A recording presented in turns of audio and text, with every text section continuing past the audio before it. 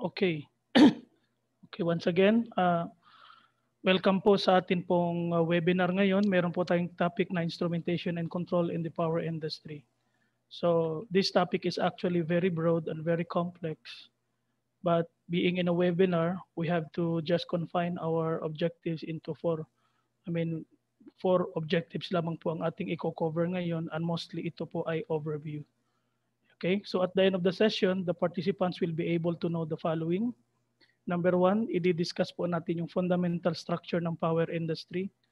Kasi may mga attendees po tayo rito na hindi po mga electrical engineer. At meron din pong mga student na hindi pa po graduating, limbawa nasa third year pa lamang sila, so at least magkaroon po sila ng idea.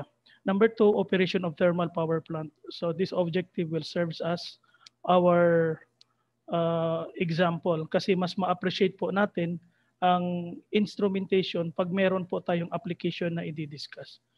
Okay, yun kasing atin pong instrumentation, this is common sa lahat ng mga industry, maging sa food manufacturing sector, sa mga electronics manufacturing, common po siya. But at this moment, we are going to contextualize it in thermal power plant application. Number three is the overview of distributed control system or SCADA architecture. Tapos yung challenges ahead for electrical engineers. So I hope that we can cover all of this. At pag mayroon pong mga clarification at the end of our discussion, then I am very glad to answer all your questions. Okay, so dito tayo sa first objective natin, fundamental structure of the power industry. So for those attendees right now, participants na hindi po electrical engineers or hindi po online sa kanilang practice ang power industry, so ito po yung atin pong fundamental structure. Basically, we have three parts actually. We have the generation system, we have the transmission system, and also we have the distribution system. So first part, ito pong the generating system natin. This is a stage where the power is actually generated. So ang tawag po sa atin is commonly power plant ang tawag sa atin. The voltage that we generate here is less than 33 kV. So in our case, sa amin pong company, meron po kaming 16,000 volts or 16 kV. So may mga generators din na may mga mas malaking voltage, but eventually it will not exceed 33 kV as far as I know. Then after the generation system, we have the transmission system, which the voltage will be increased further to 110 kV up to 700 kilovolts. And for what reason? So alam na po ng mga electrical engineer po yan. And for those hindi po electrical engineer, the reason of stepping up the voltage as much as possible is because we need to have an economic efficiency. Kasi meron po tayong simple na formula sa electric power, which is P power is equals to I multiplied by the voltage. So yan pong pinaka-basic na formula. So if we are going to manipulate the equation, it will be transformed into I equals P over V. So in this case, there is a what we call this inversely proportional relationship between the current and the voltage.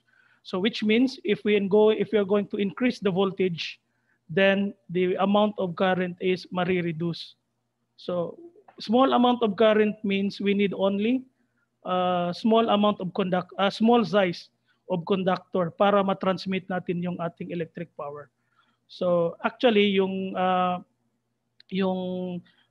voltage, proportional po yun sa distance. The longer the distance na ita-transmit natin ang ating electric power, mas mataas po dapat yung ating pong voltage. So in our case here in Saudi Arabia, Saudi Arabian Grid Code, ang pinakamataas po na voltage namin is 380,000. So yan po ang nakasaad sa amin pong Saudi Arabian Grid Code. Okay? So after that, mayroon tayong distribution system which the voltage will be stepped down to 13.8 kV. At sa mga single phase po, sa mga radial distribution, meron ding mga 7,620. The reason for stepping down is no longer for cost efficiency, but for the safety, because we cannot simply afford to have a high voltage doon sa community, yung mga pumapasok doon sa mga iskinita, doon sa mga daan, sa mga subdivisions. Then after that, papasok yan sa atin pong mga bahay at 220 volts. Tapos sa mga industry, meron silang 440 volts, may 480, merong 380, three-phase system. Okay? So this is basically the structure of the power industry. Now, kung napapansin niyo yung atin pong fourth objective, challenges ahead for electrical engineers, papasadahan ko lamang po yung transmission at saka distribution mamaya pagkatapos. Kasi medyo nandyan po ang challenge eh. But for the meantime, we are going to focus on the generation part. So dito tayo sa power plant. So which is the operation of thermal power plants. And as I have discussed earlier, na ito po ay contextualize sa atin pong instrumentation and control. So ito po yung atin pong picture ng power plant, thermal power plant. So papasok tayo sa loob, makikita natin ang diagram na ito. So first, allow me to discuss some basic process. So ano po ba ang tinatawag natin na thermal power plant? So thermal power plant is we are going to utilize the power from the heat and then convert it to electrical energy. So in this process, meron po tayong tatlong stages. Number one, meron tayong boiler. So the definition of boiler, this is an equipment that converts chemical energy to heat energy. Mamaya ipapaliwanag natin yan. Tapos pupunta yan sa turbine. Ang turbine po natin is an equipment which converts heat energy to mechanical energy. Tapos meron tayong electrical generator, which is ang mga electrical engineers is very familiar. So electrical generator is a machine. Machine na siya, hindi lang siya equipment. It's a machine that converts mechanical energy to electrical energy by the principle of electromagnetic induction.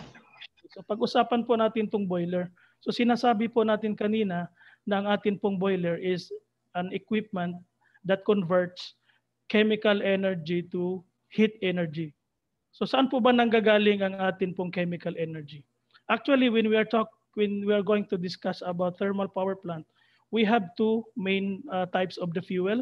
Number one is the fossil fuel, which coming from the coal and oil. And we have also from nuclear. But in this case, I'm not going to discuss nuclear because I have never been in a nuclear power plant. So dito lang po tayo sa fossil fuel. So fossil fuel, mostly dito sa Saudi Arabia, meron po tayong oil ang ginagamit natin. Tapos dyan po sa Pilipinas, mostly coal-fired power plant po yung atin pong boiler. So paano po natin kukunin? Di ba? Meron silang chemical composition. We can harness the chemical energy by way of simpleng term lang, susunugin po natin siya.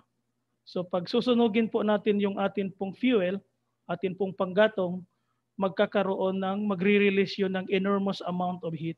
And pupunta po yan dito sa boiler. So dito po sa boiler, mag-met po sila ng tubig kasi meron po tayong feed water supply. So the heat energy coming from the burning of fossil fuel causes the water to be converted into steam. So dito, steam na yan dito na pipe. Tapos papasok yan sa turbine.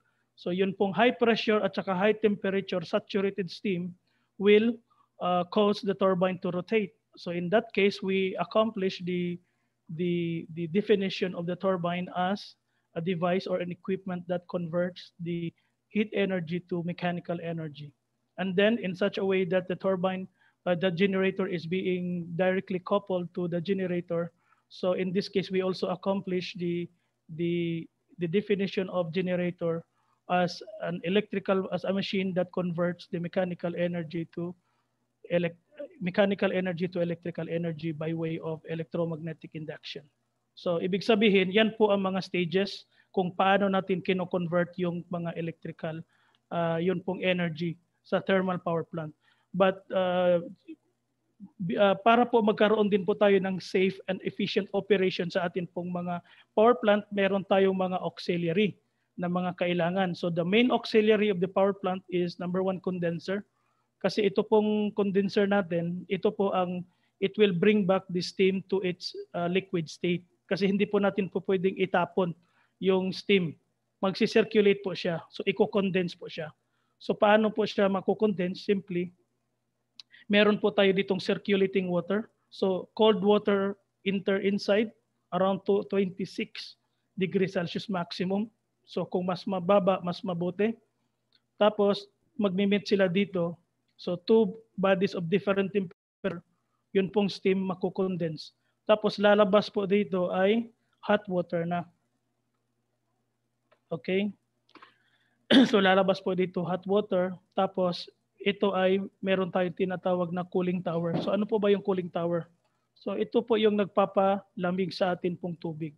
Ang principle po rito, para simpleng terminology na lang, kagaya nung nagdidilig tayo ng halaman sa garden. Okay? Ginagawa nating droplet ang tubig. Tapos pag droplet yung tubig, mas madali siyang makul. It will be cooled by the natural draft of air, or sometimes may mga design na may mga force tawag nito mga forced draft fan. So na yung tubig. Cool down. Okay? So I hope the condenser and the cooling tower is clear.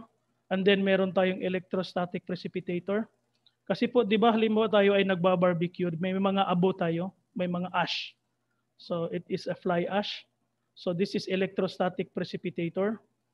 Ang hindi kasi natin pwedeng itapon yung fly ash doon mismo sa atmosphere directly. So maraming abo ang maitatapon. So hindi rin pwedeng maglagay din ng screen para maalis yung mga fly ash.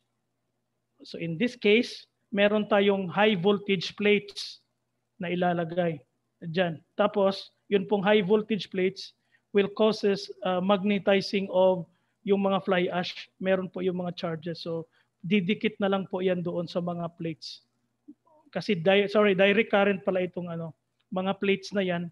It is made of a high voltage direct current. So, didikit na lang yung mga abo. So, pagdating dito, after the ESP,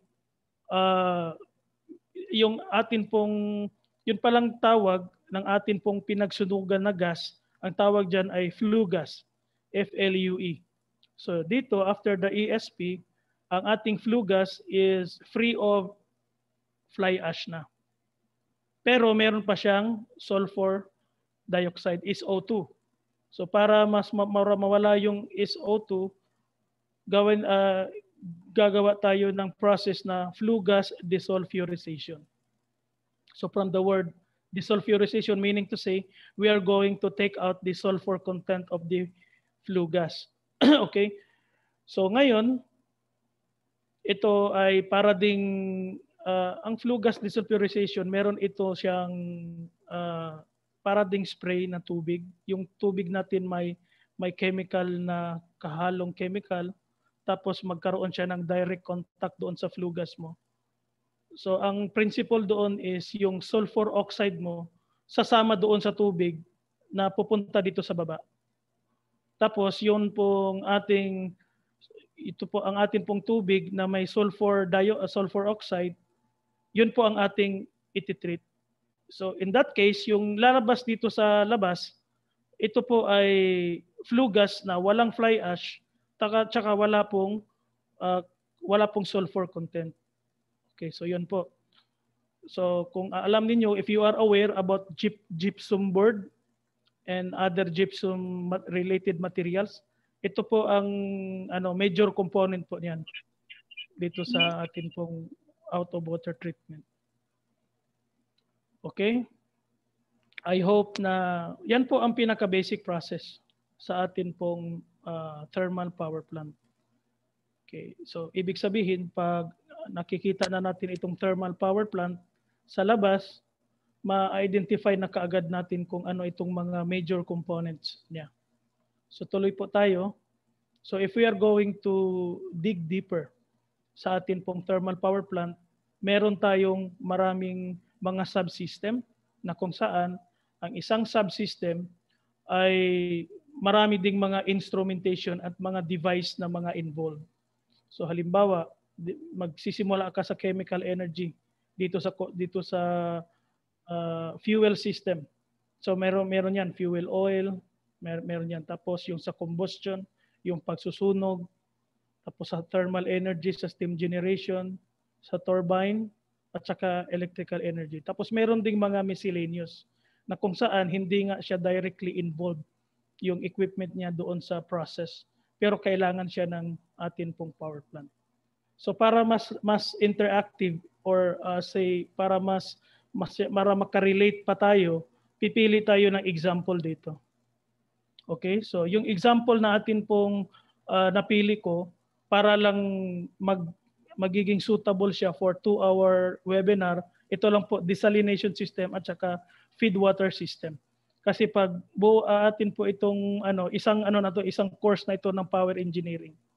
Okay, this is offered sa amin is 2 years. Yes, 2 years. Ano pa lang, wala pang kasamang OJT po 'yan. So, 'yun po. Desalination system and feed water system. Okay, so sa desalination, from the word desalination, meaning to say we have to take out the salty part of the salt water. Okay, so take note lang po na kung sinasabi kasi natin na thermal power plant, malapit talaga sa dagat yan. Bakit po? Kasi doon po ang maraming source ng tubig. Kasi hindi po natin pwedeng gagamitin yung tinatawag na groundwater natin kasi sayang po. Okay. So, kadalasan nandyan po talaga sa gilid ng dagat. Ngayon, paano po natin kukunin yung water? Sorry, yung asin doon po sa dagat. So meron po tayong tinatawag na reverse osmosis process as a part of our desalination. So ano bang principle ng reverse osmosis? So sinasabi dito, when the pure water is sitting side by side by the seawater, which is separated by a semi-permeable membrane, meron siyang natural phenomenon na yung mga pure water component lilipat dito sa seawater. So this is actually a manometer. So ang ano niyan, tataas ang level dito kasi wala namang ibang pupuntahan yung volume niyang pure water eh. So di ba? So pupunta yan siya rito. Pagkatapos pagtitigil siya, magkakaroon ng equilibrium. So this one will become an osmotic pressure. Okay? Sandali lang po ha, sandali lang. Meron lang akong hold muna. Meron lang pong technical problem. Sandali po.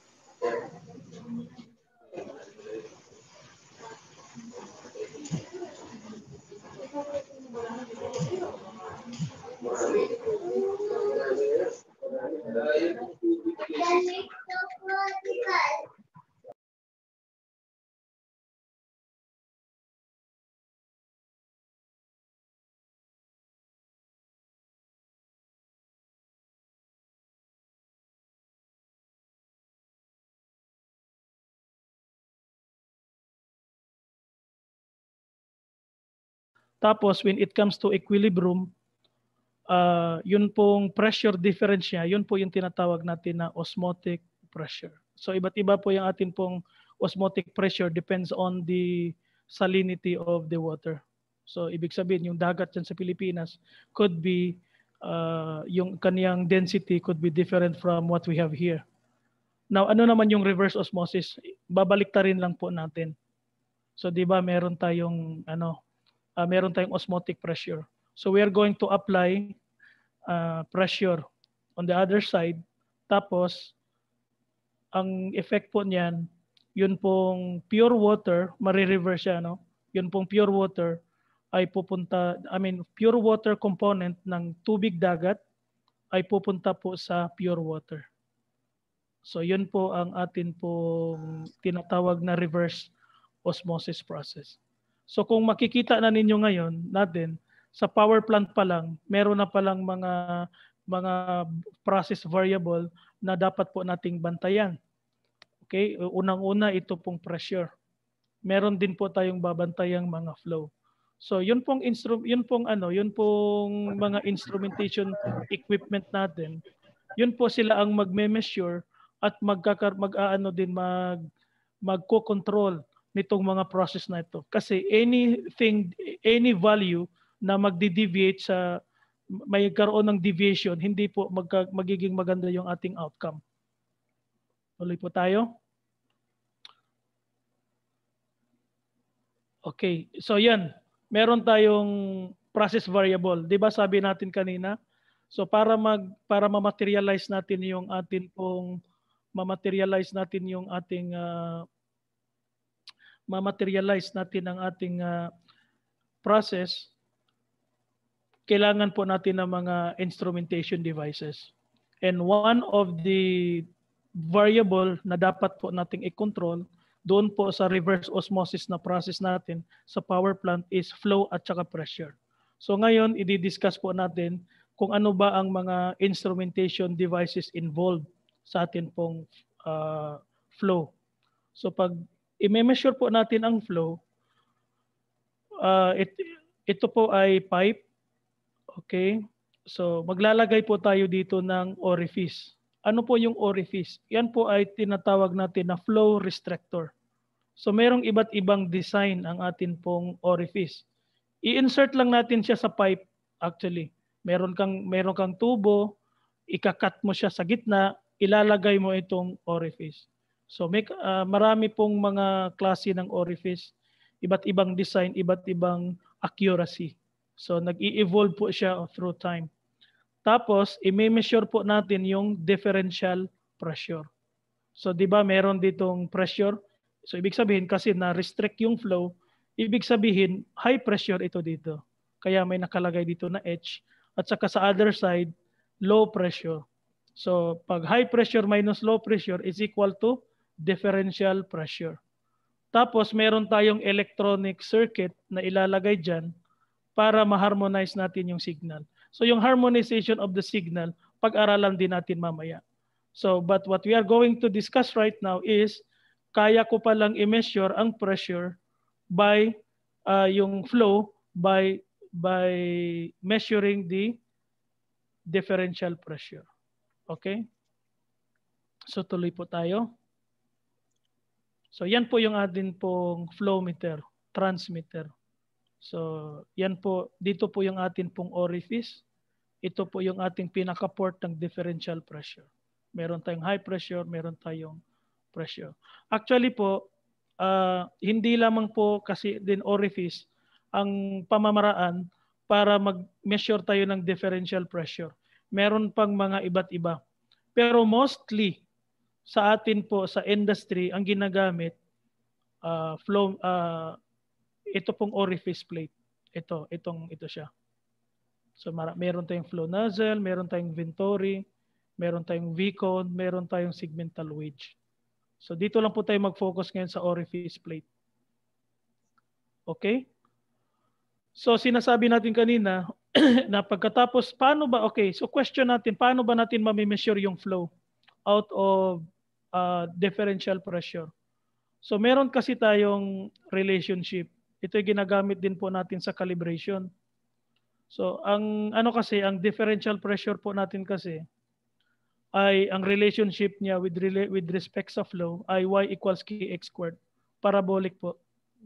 So ibig sabihin pag maglagay tayo ng square root sa differential pressure, mami-measure na natin ang flow in a linear form.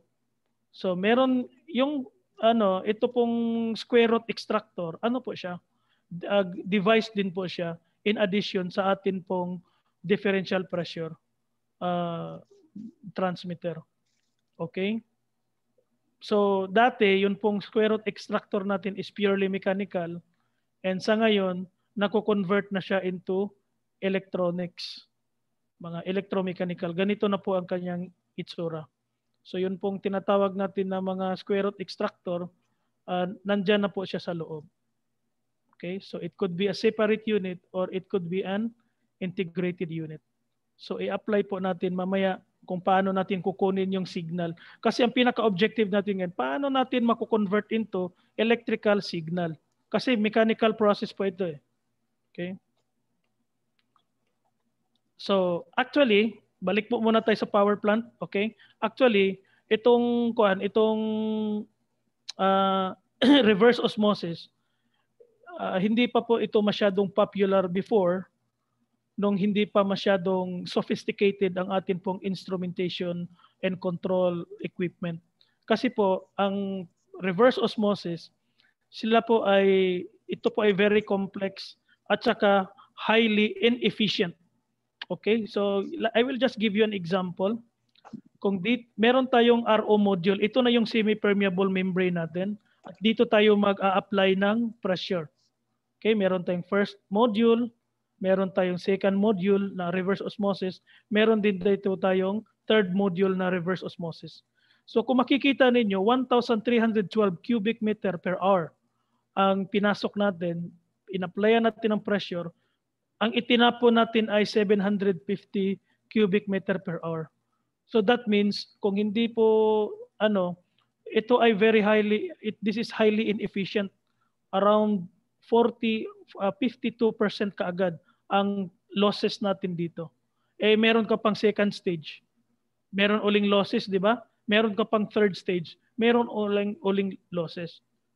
So kung wala pong mga sophisticated na mga instrumentation equipment, baka po ang recovery natin after 3 stages, baka magkaroon na tayo ng 15% maximum. So paano po ba napataas ng mga sophisticated instrumentation equipment device ang atin pong reverse osmosis process? Meron po tayong yun pong binanggit ko kayo na, yung mga flow transmitter. Kasi titingnan po natin, yun pong sa second module, yung pong tapon niya, ibinalik natin dito. Okay? Tapos ito pong tapon din ng third RO module, ibinalik po uli natin dito. So ibig sabihin, yun pong mga naitapon natin na dapat ay pwede pa natin siyang ibalik doon po sa pipe ng beginning process. So paano po natin ito makokontrol kung wala yung mga electronic natin na mga flow transmitter kanina? Pwede ba itong manual? Of course, hindi po pwede. Siguro pag ang involved dito ng mga volume is yung mga ilang letters lang, siguro pwede. Pero if we are talking about 1,312 cubic meter per hour, million of liters po yan. So hindi po pwede natin gagawin yan na manual. So kailangan talaga natin ng mga sophisticated, mga advanced na mga control equipment. So yan po ang pinaka dahilan na ngayon nagiging popular na yung desalination through reverse osmosis kasi po meron ng ganyang mga equipment. Tuloy po tayo. Okay, so halimbawa dito po sa di ba nagpasok tayo ng 1,312 tapos merong itinapong 750. Ito po ay high pressure. So nare-recover pa natin yung atin pong yun pong pressure ng tubig na yon through energy recovery turbine. So just brief about nitong energy recovery turbine. Bago siya pupunta doon sa tank na kung saan doon po ang parang yung pong patapon ng mga tubig, dadaan mo na siya sa turbine. Tapos tutulungan niya itong pump na ito para ikutin. Okay? Para mag-produce ng rotation. So kung halimbawa initially yung motor natin, mabigat yung kanyang dala-dala, pagdating doon kasi meron ng tubig na dumaan dito sa atin pong energy recovery turbine, medyo mas magaan siya. So in that case, napapataas din natin yung efficiency ng atin pong motor. Okay?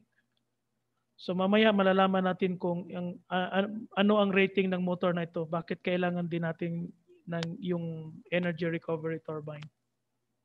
Okay, tuloy po tayo. So sa pressure measurement pa rin tayo, ano? So yung differential pressure po pwede po siyang gagamitin natin as a flow transmitter, pwede rin po natin siyang gagamitin as a pressure transmitter. But sometimes in the power plant, hindi po lahat tubig flowing water ang atin pong mini-measure. So minsan meron din po tayo mga measure na mga, halimbawa mga hangin. So paano po natin i-measure yun na hindi po pwede yung differential pressure? So meron tayong mga ganito. Meron din tayong mga capacitive pressure transmitter. So ang pinaka principle is pagpapasok dito yung hangin, mostly or steam, itong distance ng atin pong capacitive plate ay magbabago. Kasi magbabago yung distance, di ba? So paki-imagine nyo na lang po yung atin pong equation to get the capacitance out of separated dielectric. Meron din po tayong transformer, linear voltage differential transformer. So pagpapasok po yun natin ditong steam or air, magbabago din po. Meron pong isang parang plunger na magbabago ng posisyon, up and down. So in that case, ang reluctance ng atin pong transformer ay magbabago. In that case, meron ding variation sa atin pong voltage input and output. Okay? So dito, ipinapakita ko lamang na yung mga mechanical processes na-harness, nako-convert natin into electrical measurement. So, hello? Okay. Tapos meron din tayong piezoelectric. Itong piezoelectric, ito po ang pinaka-common kasi ang piezoelectric, ito po ay meron kasi tayong tinatawag na mga piezoelectric material. Specific lang po siya sa material, hindi po siya sa lahat. Na pag in-applyan natin ng force, pressure, meron siyang voltage output. Okay? So ngayon, ang ini-establish lang po natin ay kung papaano ang mechanical process ay nahuhook up natin doon po sa electrical circuit.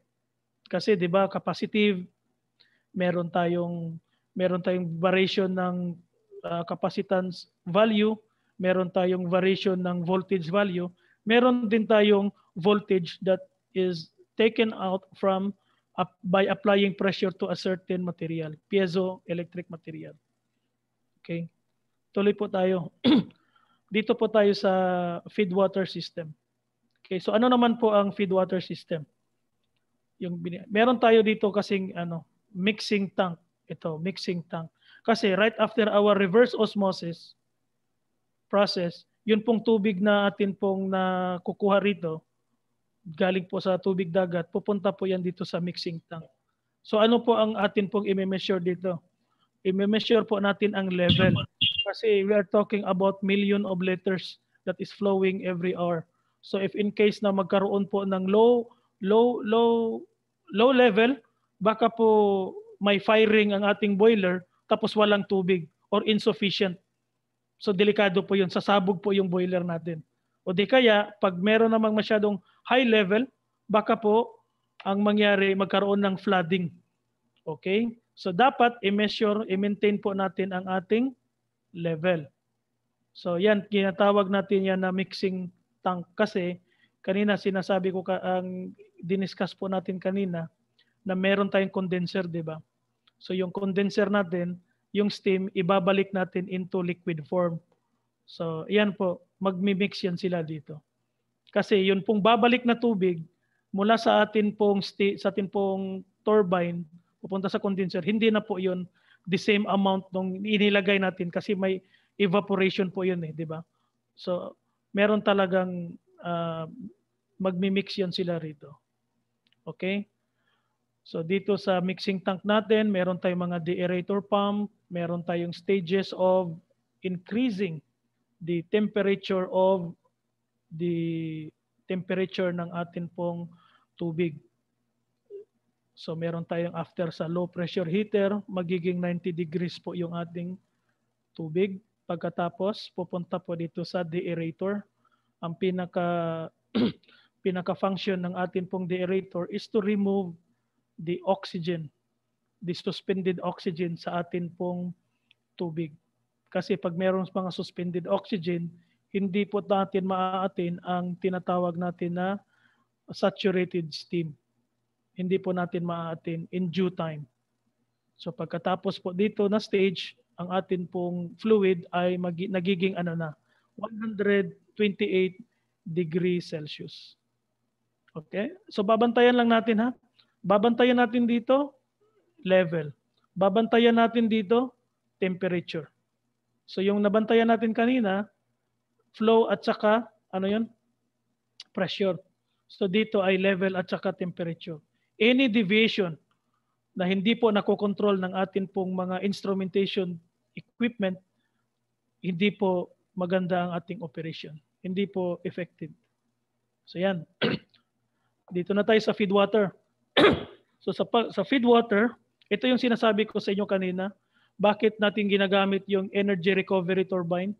Kasi pag yung sa first pass na tinapon nating tubig na high pressure siya, kung hindi natin siya gagamitin, kumbaga yun, tapon na yun. Pero dadaan pa yun sa tinatawag na turbine. Kasi titingnan nyo na lamang po yung atin pong pump. Meron tayong pump na 7,800 kilowatt, rated 13.8 kilovolts. So masyado pong mataas ang energy requirement niya. So yun pong atin pong energy recovery turbine, tutulong po yun para mas mapagaan ang trabaho nitong motor na ito. Okay? So yan, meron tayong pump, tapos dadaan uli sa high pressure heater A at saka high pressure heater B. So kung titingnan natin dito, meron tayong low pressure heater. Ito ay high pressure heater A, high pressure heater B. Until such time that our fluid will become a 237 degrees Celsius. Bago natin siya ipasok sa boiler. Okay. Meron tayong babantayang mga temperature. So pagkatapos, ito na yung boiler natin. So may papasok dyan na 237. So meron pa talagang economizer to further increase the temperature of the steam sa water. Tapos pupunta siya dito sa steam turbine. So pagdating steam turbine, steam drum. Dito sa steam drum natin, meron pa ring mga liquid form. Kasi wet steam pa ito eh. Hindi pa ito tinatawag natin na saturated or dry steam. Yun po ay, pag liquid kasi, naturally, bababa talaga. Okay? So bababa yan dito. Yun tinatawag natin na downcomer. So yan, mainit ito dito banda. Pag magiging gaseous form na siya, mag-i-evaporate na yan siya dito. So dito, meron na tayong superheater.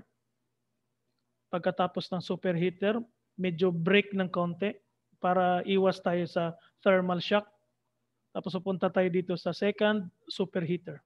Until such time na ang atin pong steam ay magiging 500 degrees Celsius at 102 kilogram per centimeter square.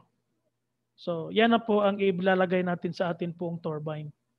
Okay? So yung pong papunta sa ating turbine, yun na po yung ating tinatawag na magkakaroon na ng conversion ng mechanical energy from heat energy to mechanical energy. Ito pong steam na to, ito na pong magpapaikot ng ating turbine, saturated steam.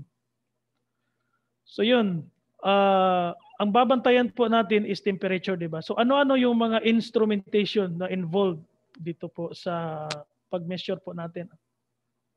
So meron tayong mga tatlong uri or three types of mga temperature sensors. The first two are resistant dependent while the other one is uses Seebeck effect. So meron tayong RTD tsaka thermistor. So alam naman po natin na there is a relationship between the resistance and temperature. Okay? So that means as the temperature goes high, what will happen to the resistance? It will also goes high. Okay, so halimbawa meron tayong thermistor. So ang pagkakaiba pala nitong tatlo is depende po sa temperature range kung saan natin siya gagamitin. Like for example, sa thermistor natin, medyo maliit lang po ang kanya pong range. Halimbawa ito dito tayo sa thermistor 2 and 3, we have only maximum of 120 degrees Celsius. So if in a certain process, we are going to use or to utilize only this this temperature range, so pwede na po yung mga thermistor. Pero hindi po masyadong advice yan sa sa operation talaga. We have we have the RTD, resistance temperature detector. Ito, suitable po ito siya sa power plant operation. Kasi yung kanya pong temperature range is pwede po siya sa up to 600 degrees Celsius.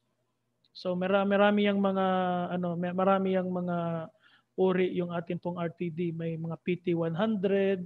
So may mga specification po 'yan. So ito, binilagay ko lang siya ng example that the comparison between the resistance and the temperature. So this is actually a curve for PT100 385. Ito po yung model ng RTD natin na nakikita po natin sa market. So kung halimbawa yung kagaya na sinasabi ko kanina na we need to make sure that our steam is at 500 degrees Celsius. So yun pong atin pong instrumentation device na gagamitin natin para ma-collect yung ating temperature doon. Pwede natin itong gagamit itong RTD3. Okay? So tuloy po tayo. And mostly meron tayong thermocouple kasi ang thermocouple is not a resistance is not a temperature dependent device. Ito po ay nagpa-follow sa atin pong principle of Seebeck effect. So balik po tayo sa atin pong basic na electrical engineering, 'di ba, sa pag-produce natin ng EMF. Meron tayong 5 uri or 6 na uri paano tayo makaproduce ng electromotive force. Okay, pinakauna na diyan yung electromagnetic induction, the relationship between the magnetism, relative motion, and yun pong ating electromagnet. Magpo-produce po siya ng EMF at the terminal. Meron din po tayong if I remember it right, is a chemical reaction na ginagamit naman natin dito po sa battery. Yun. Meron ding photoelectric effect. Meron ding piezoelectric effect. Yung piezoelectric effect, yun na yung sinasabi ko kanina. Na pag meron kang specific material and you are applying a force, magkakaroon ng millivolts doon po sa terminal. Ito naman pong Seebeck effect, it says that when you are going to connect two materials of different compositions such as material A and material B, and then you are going to subject each junction into different temperature, then there will be a flow of current and eventually mag-produce siya ng EMF doon po sa terminal. So like for example, this one, higher temperature, lower temperature. Meron tayong meron tayong EMF na may measure. So babalik ko lang, bakit ba natin ito pinag-aaralan? Kasi kasi ang objective kasi natin nung una-una dito is paano natin ma-relate ang mga mechanical processes papunta sa electrical, di ba? So ito, merong difference ng temperature, makakakuha ka ng voltage. So wala rito yung table. By the way, ito pong thermocouple actually, mas mataas ang kaniyang temperature range. It can go as high up to 1,000 degree Celsius. So mostly ginagamit yan sa mga combined cycle power plants. Yung mga gas turbine. So may mga processes kasi doon na extremely high ang kanila pong ginagamit na mga temperature. Okay? So level transmitter. Balik tayo dito sa level transmitter. So paano ba natin na-measure ang level ngayon? Ito, mixing tank A, mixing tank B. So ito po yung mga level transmitter natin. So ulit, kukunin natin yung mechanical processes, i-convert natin sa electrical. Kasi yun po ang pinaka-objective ng instrumentation. So meron tayong capacitive sensor. So paano po ba nangyayari yun pong principle ng capacitive sensor? Simply, as the value of, as the level of the water goes high, nagbabago din yung capacitance niya. Okay? Between this one and the wall of the tank. So yun po, nagkakaroon ka ng variable capacitance. Meron din tayo tinatawag na mga pressure base. So ito, kung inilalagay natin sa taas, ang mga pressure base, inilalagay din natin dito sa baba. And we are going to measure the hydrostatic pressure. So yung hydrostatic pressure na yan, ilalagay natin dyan, tapos meron tayong conversion. So pressure is equal to the height multiplied by the specific gravity of the fluid multiplied by a constant. So marami po yung mga constant of conversion. So yun pong kaninang sinasabi ko na mga capacitive, linear differential voltage transformer at saka mga piezoelectric, yan po ang ilalagay natin ng mga sensor dito. So that means mami-measure natin yung level ng ating tubig. So sir, ang ginagamit namin dito is ito, mostly itong ginagamit namin. Okay. So ito na, pupunta na tayo sa signal harmonization. Kasi na-establish na natin kanina na ang atin pong mga mechanical processes like process ng temperature, like the process ng level, like ng process ng flow at saka pressure, na-interface natin siya sa electrical circuit. So, di ba ang atin pong nakukuha doon ay variable resistance, like for example sa temperature. In case doon sa pressure measurement, nakakuha tayo ng variable capacitor, capacitance value. Tapos meron din tayong piezoelectric. So meron tayong nakukuha doon mga signals ng mga millivolts. Okay? Mga milliamperes kung sa current na signal. So pagkatapos nating makuha yung sensing device na yon, ilalagay natin ito siya sa standard na electrical circuit where we are going to harmonize the signal. Okay? So, for example lang, yung atin pong variable capacitor kanina, yung nakukuha natin out of yung sa variation ng level ng tubig o di kaya doon sa variation ng distance ng plate. 'Di ba? Kanina pag may pressure ng gas, may pressure ng steam, nagbabago, napupush ng tubig, napupush ng gas yung element tapos nagbabago yung capacitance. Ilalagay natin yung value na dito, tapos magkakaroon tayo ng Wheatstone bridge. So, meron tayong fixed value ng capacitance. In case doon po sa atin pong mga resistance temperature detector, nagbabago din po yung value ng ating resistance. Tapos meron tayong fixed value, fixed value, fixed value. Meron din tayong mga fixed value ng capacitor. So in this case, ano ang mangyayari? Meron tayong differential potential difference across this terminal. Standard po ito ng Wheatstone bridge. Ano naman ang gagawin natin dito? Iha-harmonize natin ito siya, kukunin natin dito, Meron tayong isang tinatawag na interface circuit. Ito yung Wheatstone bridge natin kanina. Tapos ito po yung atin pong interface circuit. Yun pong interface circuit, ginagawa po ng mga ECE yan. Okay, ginagamit po ng mga CE, may mga process po yan sila. Mga signal digital DSP, mga digital signal processing. Tapos, ang pinaka-objective natin ngayon in this process is to produce this signal. Lahat po ng mga analog signal sa industry is in the form of 4 to 20 milliampere. Okay, so dito na tayo magsisimula ngayon para makuha natin yung control. Kasi pag hindi po siya nagiging 4 to 20 milliampere, hindi po natin siya ma-integrate sa mga control processes po natin. Okay? So as of this point, magre-recap lang po ako ha. Kasi importante po ito sa training na magkakaroon tayo ng recap. Kasi baka may iba na hindi nasundan yung explanation.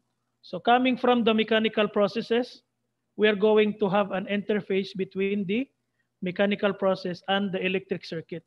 Una-una, hilaw pa yung ating electrical signal. Dito, makakuha ka ng variable capacitance, makakuha ka ng variable resistance, and whatsoever. Depende sa model na atin pong ginagamit. So yun. Pagkatapos, ilalagay natin siya sa Wheatstone bridge. Okay? So sa Wheatstone bridge natin, meron tayong tatlong fixed na mga values. It's either fixed value of resistance or fixed value of capacitance. So, tapos meron tayong terminal in between. Tapos, as the value of the capacitor or the value of the resistance vary, meron ding variation ng voltage across this terminal sa atin pong Wheatstone bridge. Pagkatapos, yun pong atin pong differential voltage, ilalagay natin ito siya sa interface circuit.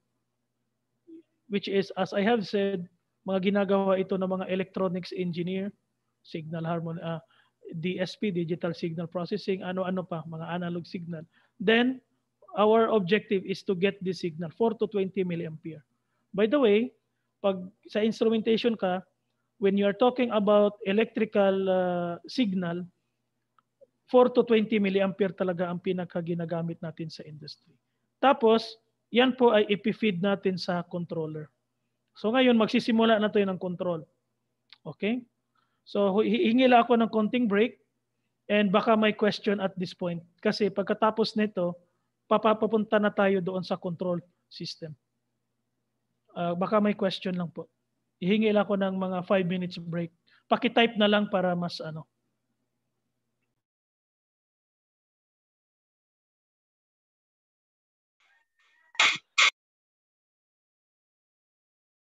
Good afternoon. If you have any question, feel free to type it on chat box. Again, kung may tanong po kayo, pwede nyo pong i-chat dito sa chat box po natin. Thank you. Okay, so I think pwede na rin po tayo mag-continue. So, okay, dito po tayo sa interface circuit. At naipalabas na po natin ang tinatawag natin na 4 to 20 milliampere. So this 4 to 20 milliampere will be fed into the controller. So ano po ba yung controller? So tuloy po tayo. Ito pong pinaka-basic na controller natin sa industry. Marami pong mga brands.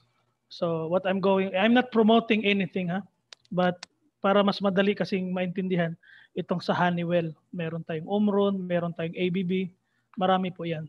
So the controller is defined as the decision-making device in the loop. It compares the information received from the process and compared to the set point, then forward the signal to the FCE or the final control element. Okay. So ito po yung kung halimbawa papasok po tayo, i-configure po natin yung atin pong controller. Meron tayong mga basic group. Meron tayong control, meron tayong tuning, meron tayong input, alarm, at saka other options. So makikita natin, hindi ko na lang talaga yung deep nito. So halimbawa itong input na lang. Ano yung input natin? Meron kasi tayong mga linear na mga transmitter. Like for example, yung mga level transmitter natin. So i-configure natin yan dito. So, ilalagay din natin yung high, which is calibration na po ito. Hindi pala, commissioning. Kung halimbawa, yung high natin, if it is in meters, i-define natin yung ano yung 0%, ano din po yung 100%. It depends on the height of your tank, kung sa level. Kung sa temperature, it depends din sa mga, sa inyo pong process. Yung mga heat exchanger natin, dito po natin yan sa ilalagay. Pagkatapos, para po mas maging efficient yung response natin, i-define din natin dito yung ating gain, ating proportional control, ating integral control, at saka ating derivative control. So kasi ito po ay tinatawag pala natin na this type of controller is a PID, proportional, integral, and derivative controller. So we have to set the gain, the rate, and the reset. And then, meron tayong mga alarm level, at saka ano. So ibig sabihin dito po natin siya i-configure. Like for example, meron tayong simple configuration. So papasok ka dyan, may mga menu. So may manual actually, don't worry, may manual po yan. Babasahin mo ng manual para ka lang naglalaro ng cellphone. So sample parameter setup, lalagyan natin ng input, 4 to 20 milliampere, like what we have. Actually, meron din kasing 0 to 10 volts DC. Okay? So yung 0 to 10 volts DC na signal harmonization, hindi masyadong ginagamit yan. Kasi 0 is a dead zero. Ano po ba ang kaibahan ng dead zero at saka live zero? Ito po, mamaya, i-discuss ko mamaya. Meron pa palang kasunod na slide ito. So dito muna tayo. Pipili tayo ng linear transmitter. Pipili tayo ng input high, 27.7 feet, for example, or 27.7 meter, for example. Okay, ratio 1, bias, negative 3.2. If for example, yung ating sensor is hindi naka-level doon sa level na sinasabi mong 0. So if the sensor is below, pwede mong lagyan ng negative 3.2. Pwede mo ring ilagyan ng positive if in case yung sensor mo ay mas mataas doon sa dinidefine mo na 0. Tapos itong set point, for example, 70%. So saan ba ang gusto kong i-maintain? Kung ang level ba na i-maintain ko ay 70% of the tank, so dapat 17 lang siya para hindi siya lalagpas doon at hindi din siya bababa doon. Okay? Tapos meron tayong alarm, of course. Yung alarm natin low level, 20% magsiset ng alarm. O baka maubusan ng tubig ang atin pong boiler. O di kaya baka magkaroon ng flooding kasi more than 80% na ang level ng aking water. Okay? So, yan po lahat. Diyan po, dito po natin ilalagay, i-configure sa atin pong controller. Okay, tapos magkakaroon tayo ng control loop. Ang atin pong control loop. Okay, meron tayong control loop.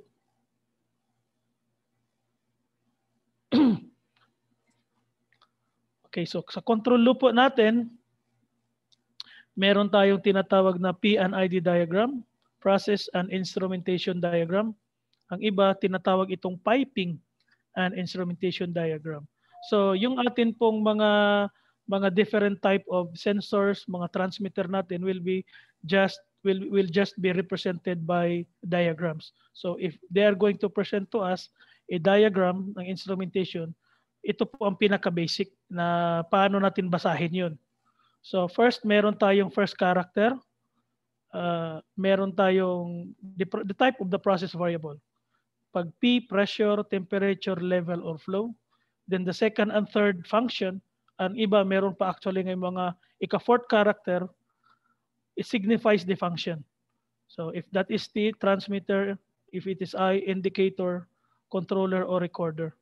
So like for example, makakita tayo ng TI, that is temperature indicator, temperature transmitter. Yun. Okay? Pagkatapos, meron din tayong mga linya. Itong mga line. Kung makakita ka ng broken line, that is electrical signal. And this is data link. Meron tayong mechanical link. Meron din tayong mga pneumatic signal. Okay?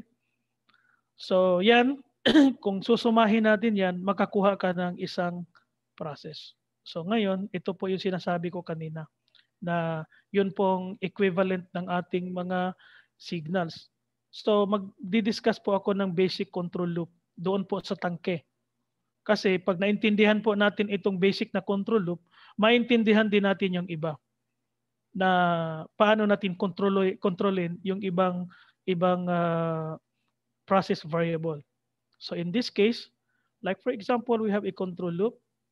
We have LT. We have level transmitter. Okay? Then we have here a level controller. And this is our final control element. So para medyo hindi tayo malito, nilalagyan ko muna ng device para at least mabivisualize kaagad natin. By the way, itong ating pong controller, hindi po ibig sabihin na isa lang ang function nito. Ha? So different models of controller can receive as much as 4 process variables. Ang iba mas marami pa. Ibig sabihin, this can be my level controller. At the same time, this can be my temperature controller. I-define lamang po natin doon sa i-set up lang po natin doon sa loob. Okay? So in this case right now, we are using this as our level controller. Okay, meron tayong level measurement dito. So kanina ilagay ko lang dapat dito yan eh. Okay, but for the sake of discussion ilalagay ko lang yan siya dito. So halimbawa this is a capacitive type. So as the temperature of the fluid varies, nagkakaroon din ng variable capacitor. Then the capacitor is being connected to a Wheatstone bridge. Then as the value of the capacitor changes, nagkakaroon din ng change ang atin pong potential difference across the Wheatstone bridge, which being fed into an interface circuit and then harmonize it into 4 to 20 milliampere. So ito na po yung 4 to 20 milliampere natin. So itong set point, tayo ang magsiset nito. Like for example, I want this as 70%. Just wag mong pa anuhin, wag mong pa taasin, wag mo ring pababain. Kasi pag tataas, ito halimbawa, pag masyado na siyang mataas, ang opening ng aking pneumatic actuator valve magiging 100% din siya. Ibig sabihin, marami ang fluid na makukuha. Tapos pag masyado namang mababa ang atin pong level, dapat liitan ko lang yung akin pong opening dito sa akin pong valve para yung tubig tataas ulit. And as in such a way that I really have to control it at 70%. Okay? So in this case, ang 4 to 20 milliampere mo is ito po yung atin pong equivalent. So sa tangke, kinakalibrate po natin at 0, dapat mag-produce siya ng 4 milliampere. At 25% of our tank level, magpo-produce siya ng 8 milliampere, 50, 12, and the 100% will signify 20 milliampere. Kinakalibrate po natin ito or ginagamit ito commissioning before we are going to start up the system.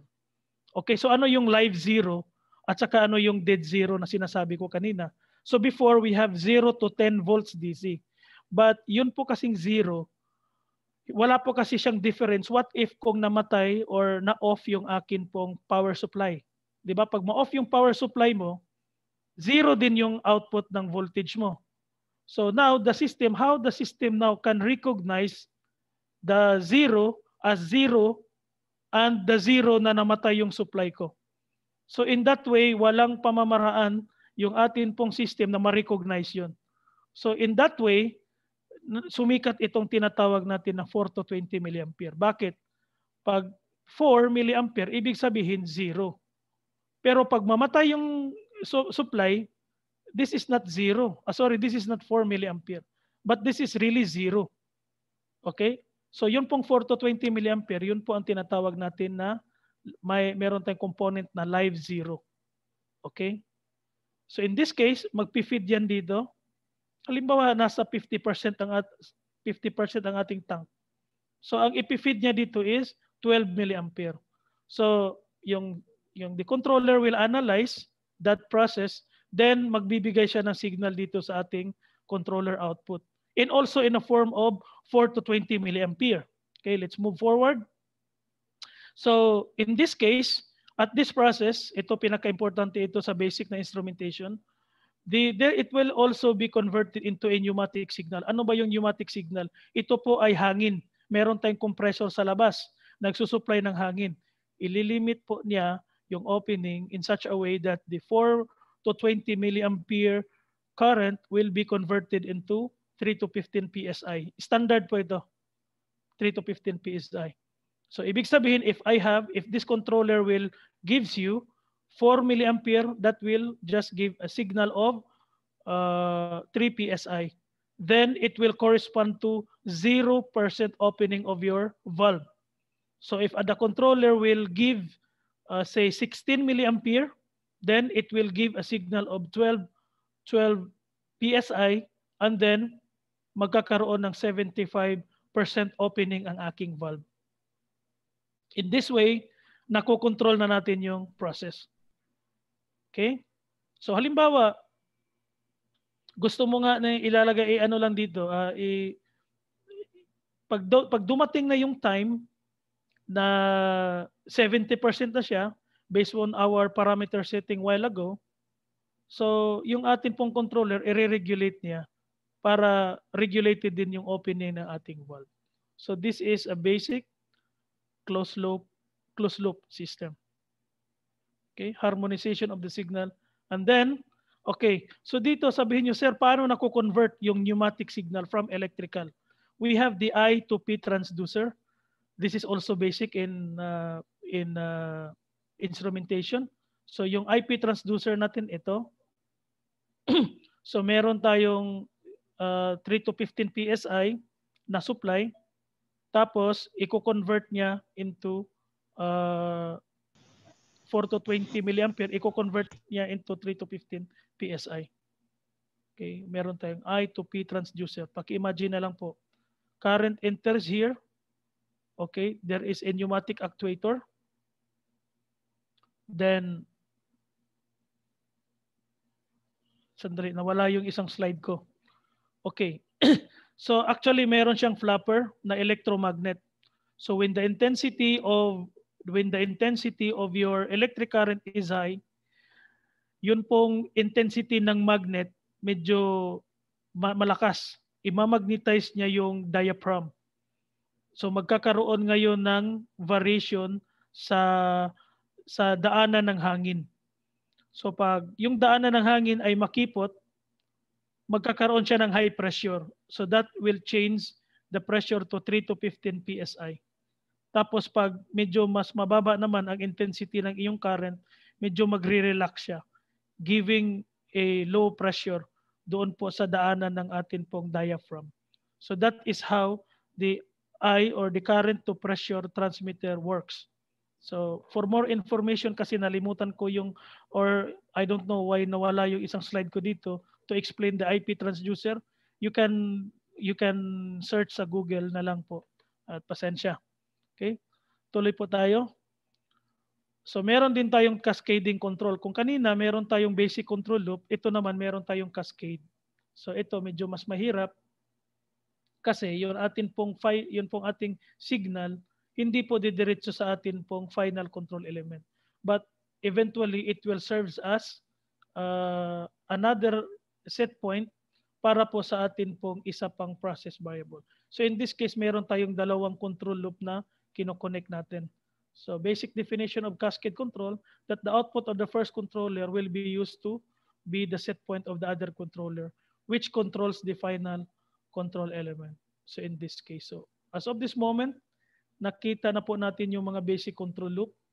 So dito lang tayo sa single cascading control kasi hindi din naman natin magagamit eh. If we are going to study further about instrumentation, makukuha natin ang in-depth nito. So, okay.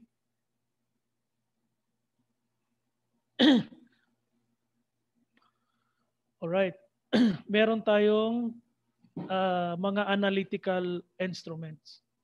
So sa power plant, hindi lamang po flow level, temperature at saka pressure ang ating mini-measure, kundi meron din tayong mga analytical equipment. Kasi yung analytical instrumentation natin, yun po ang mga nagme-measure doon po sa ating mga tinatawag na mga pH, yung mga chemical composition, mga ORP, oxidation reduction, ano yung P? Sorry, nakalimutan ko, ng atin pong mga fluid para po magiging maganda ang quality ng ating tubig.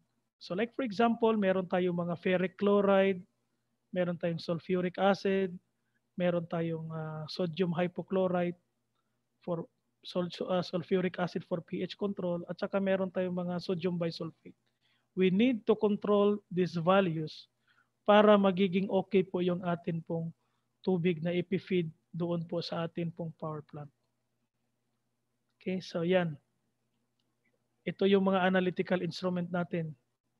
na nagdi-detect ng ammonia, chloride, dissolved oxygen, pH, turbidity, tsaka water hardness. Like for example, sa pH na lang para mas madali yung atin po example. Paano ba natin makukuha, ma-interface into electrical signal? So di ba pag ang ating tubig, we have a pH of scale from 0 to 14. So pag pataas tayo ng 14, ang atin pong fluid ay acid, atin pong tubig ay acidic. Pag pababa po tayo ay basic, tama po di ba? Tapos meron tayong neutral na 7. So in this case, pag tataas magiging acidic ang ating tubig, bumababa po yung atin pong tinatawag na conductivity. If we are going to conduct an experiment, makikita ninyo na yung light bulb medyo dim yung pong medyo dim yung kaniyang output kasi po yung conductivity niya mahina. Pero paglalagyan po natin siya ng mga chemical na kung saan magiging basic siya, bababa sa 7, makikita po natin na yun pong light bulb mag-glow brighter than before. So in this case, doon po tayo kukuha ng variable condition para ma-interface natin yung chemical process or a mechanical process into an electrical signal. Okay? So meron tayong mga industry. Meron tayong mga ganito. Analytical instrument. So the question now is, paano natin yun, di ba meron tayong mga control loops, balik ako dito, okay. Meron ako mga control loops dito. So different process, different control loop. Meron akong control loop sa tangke, meron akong control loop doon sa temperature control, meron din akong control loop dito sa tinatawag ko na mga flow. So these processes could be dependent from each other. So hindi po ito siya tinatawag na tina-isolated kasi one problem in the certain process could result to problem in a certain process. So before it was manual and it is highly inefficient. But thanks to the technology kasi meron na tayong mga sophisticated controls. So taas tayo ng konti. Dito tayo sa distributed control system. So in this case, hindi lamang pala controller ang atin pong concern.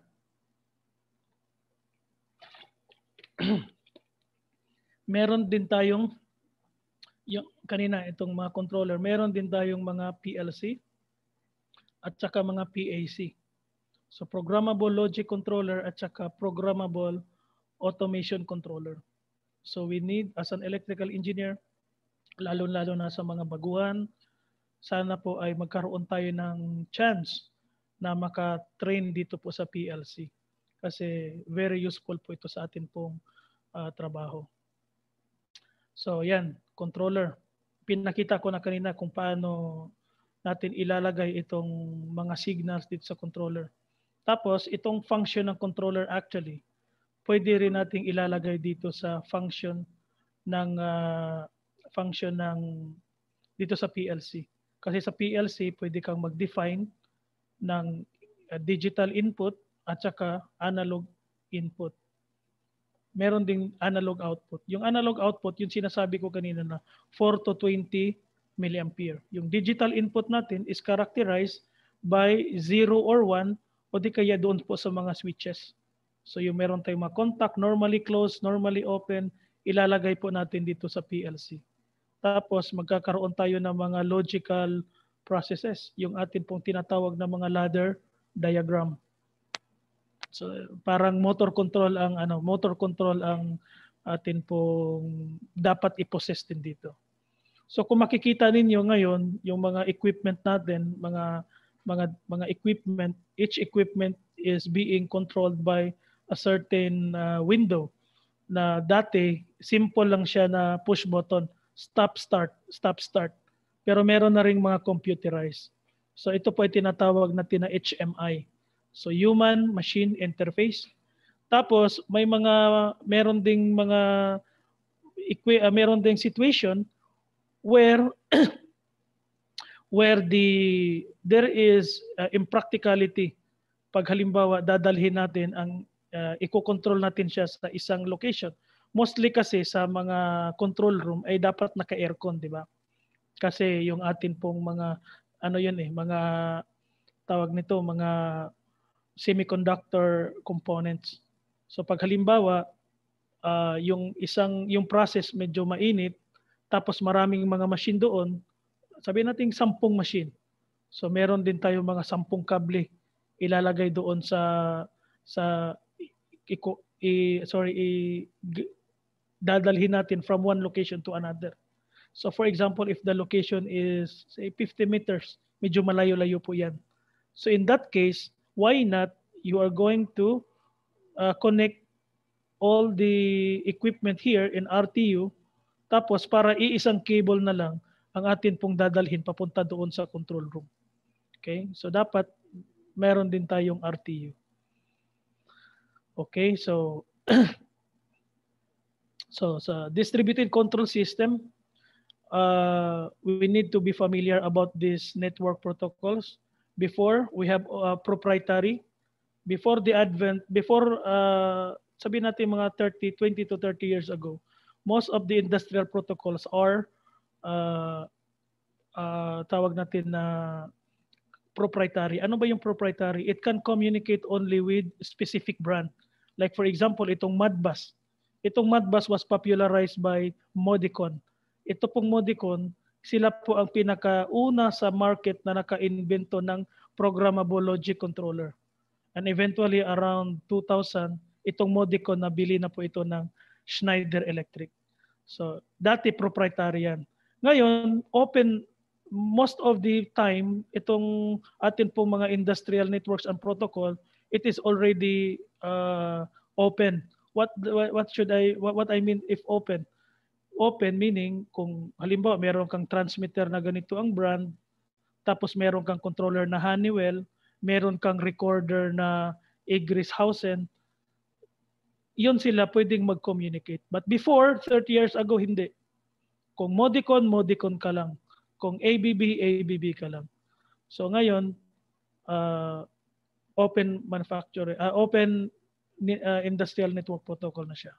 So we have to familiarize these industrial networks also because we are going to apply it here. Kasi halimbawa, meron tayong serial communication, meron tayong Modbus, and the most popular, Profibus, Process Field Bus. Meron din tayong HART, Highway Addressable, basta HART communication, meron tayong DeviceNet, meron din tayong mga IEC 61850 para sa ating mga substation automation. So ito natin. Ano ba ang function nitong mga industrial networks and protocols? This will be the bridge to connect all these devices. Kasi 'di ba meron tayong mga field devices, meron tayong mga controller, yung atin pong mga iba't ibang mga equipment, dito po natin siya ilalagay. And if in case hindi siya match, then there is no way for that equipment to communicate with the other equipment. Okay. So, yan. So, SCADA. Ano ba ang kaibahan ng DCS sa SCADA? Kasi minsan nalilito yung iba eh. Pag sinasabi kasi natin na distributed control system, meron tayong mga control loops. Halimbawa ito, control loops. Meron din tayong control loops dito na independent from each other. Whereby there is no way for a central control to hindi siya pwedeng makialam dito. Isolated siya. Okay? So, halimbawa, doon sa manufacturing plant, meron tayo ditong labeling. Tapos dito, merong ano bang process? Meron sila ditong receiving. So itong receiving at saka labeling, magkaibang mga control loops yan.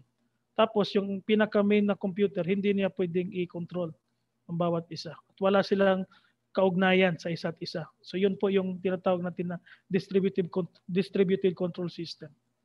In a simple way of explaining. Ito namang mga SCADA, ito ay centralized. Meron tayong hierarchical control.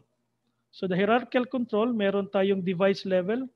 Itong device level, ito na yung sinasabi ko kanina, na yung mga level transmitter, yun. Doon po tayo, may mga electric motor, nasa device level. Tapos meron tayong control level in such a way na ilalagay natin siya sa mga HMI, doon sa atin po mga PLC. Tapos, meron din siyang information level. So sa information level po natin, dito na po natin siya makukuha yung mga atin pong mga information na kailangan natin. Halimbawa,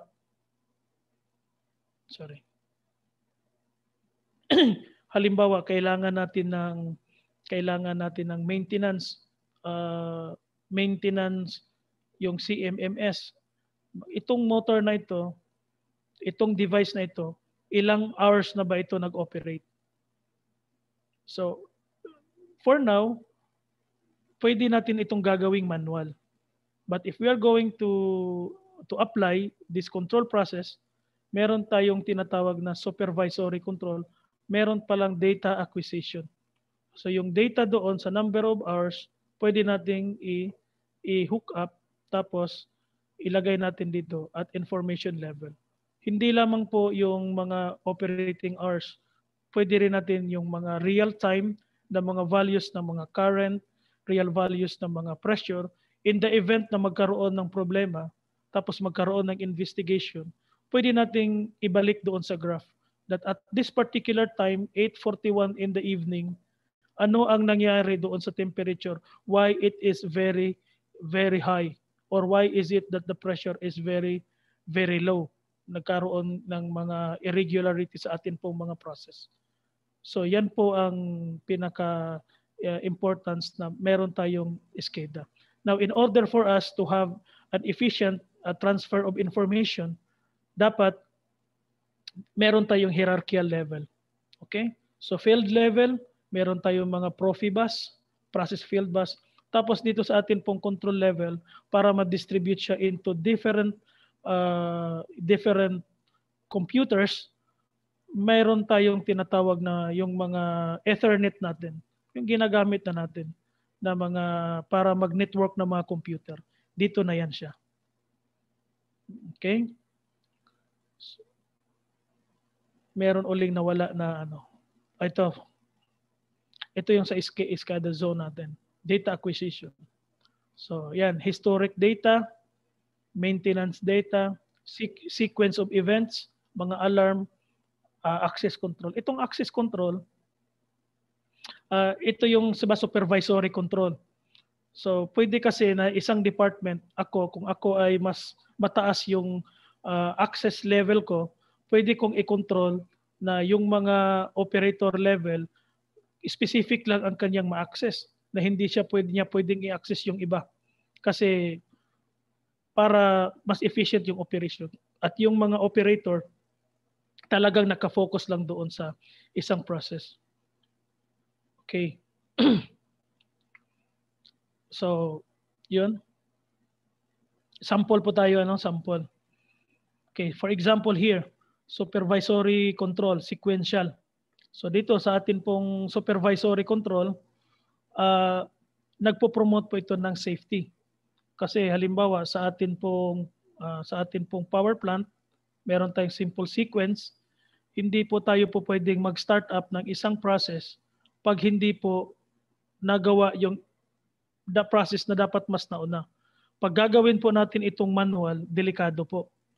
Okay, like for example, mag-start up ka sa power plant. Unang-una, of course, you have to switch on the electrical lineup. Halimbawa, yung power plant mo, walang power talaga, wala, zero. So dapat, lagyan mo muna ng electrical lineup. Saan ka kukuha ng electricity? Doon po sa external source. Dapat nakakunik ka sa grid, di ba? So doon ka sa ibang planta kukuha. Kukunik ka doon sa transmission line mo. Pagkatapos, ang papaandarin mo yung cooling water. Bakit yung cooling water?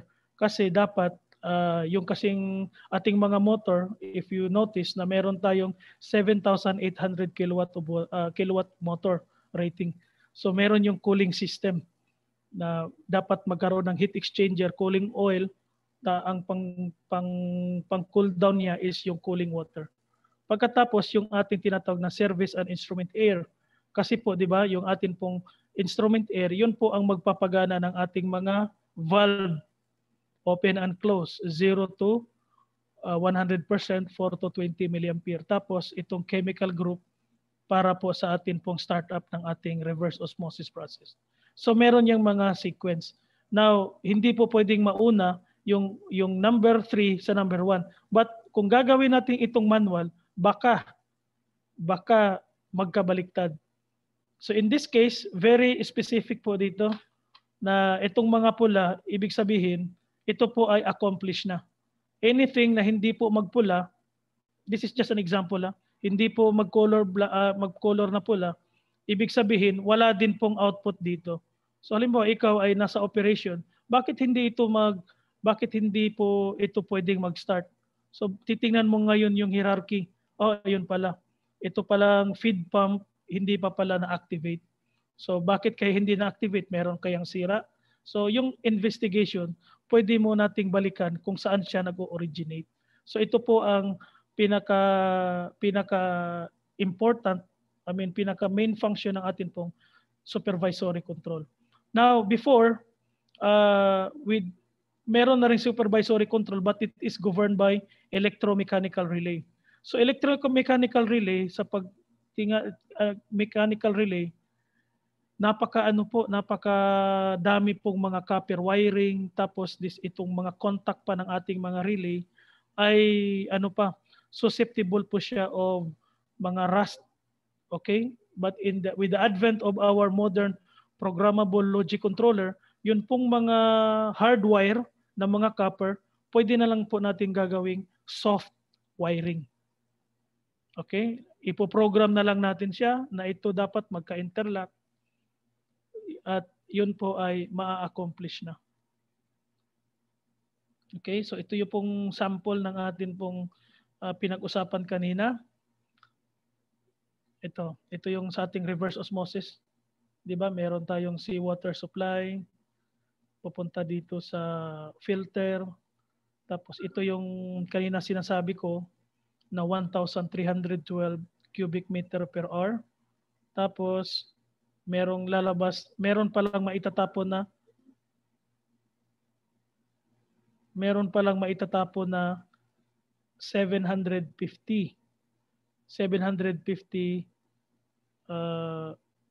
meter cube per hour. So bago siya maitapon, dadaan mo na siya dito sa ERT. Yung ine-emphasize ko kanina na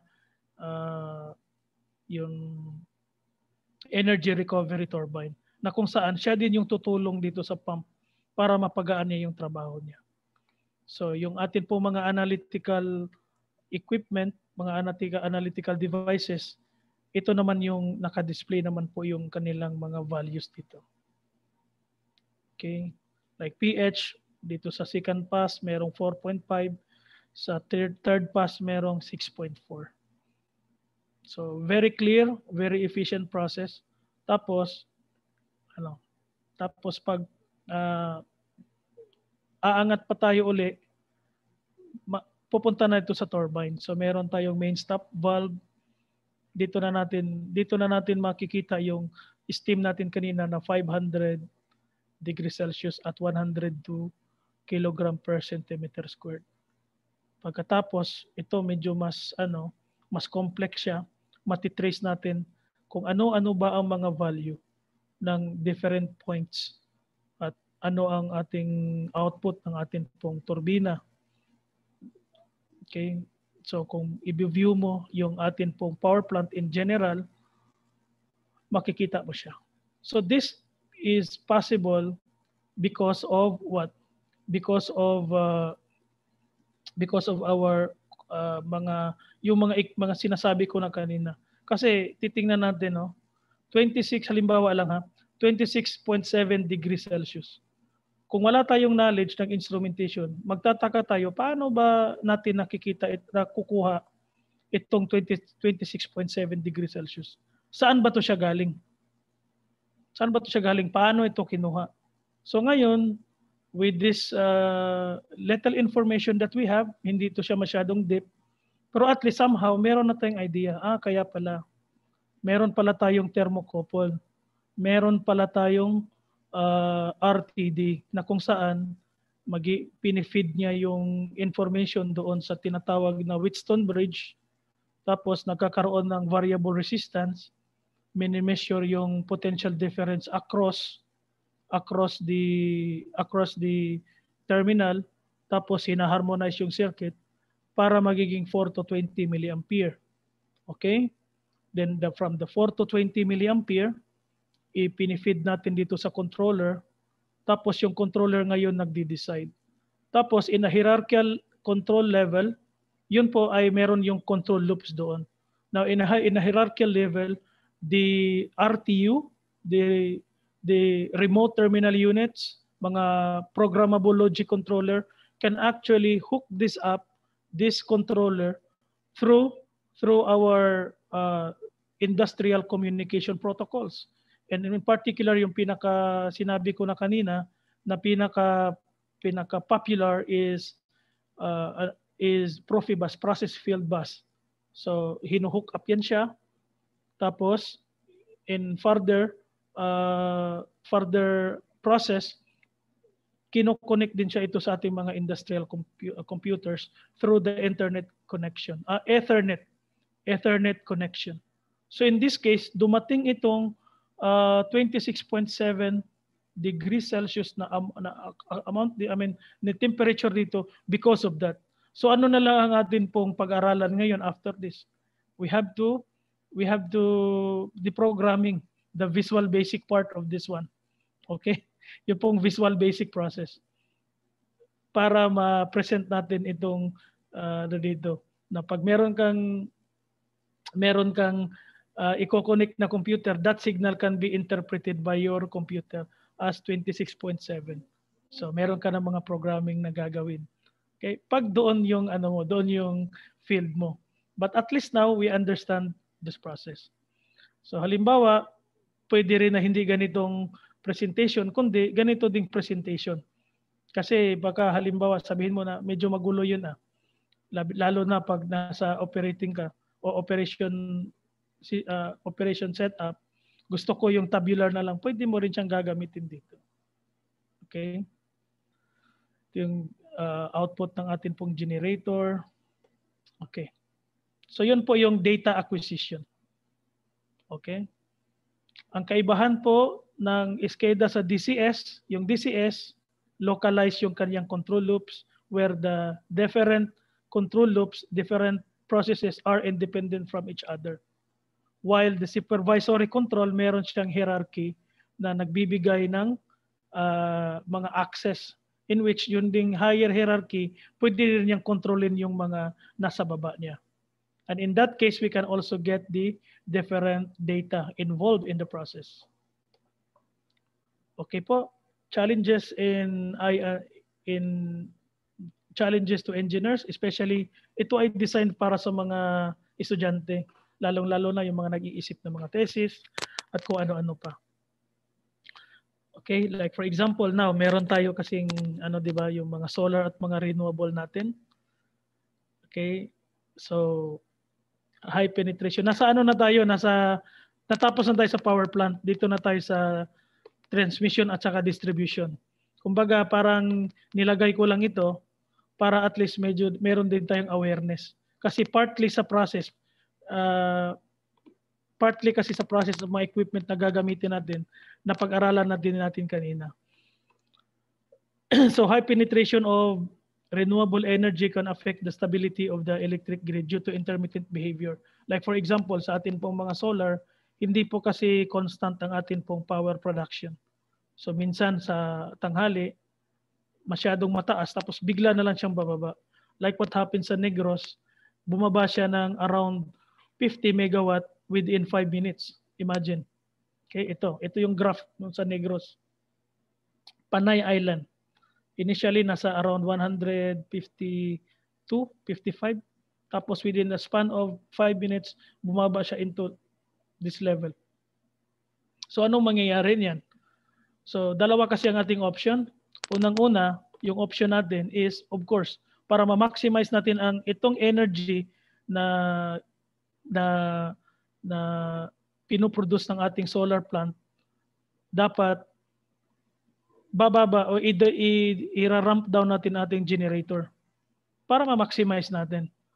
Okay? But ang problem is pag biglang bumaba, mahihirapan yung atin pong generator para habulin yung power deficiency. Imagine 50 megawatt within a span of 5 minutes. So, ang pinakasolusyon nito, halimbawa, kung wala kang option, huwag mong i-ramp down yung generator mo. Make sure that your generator is up to this level.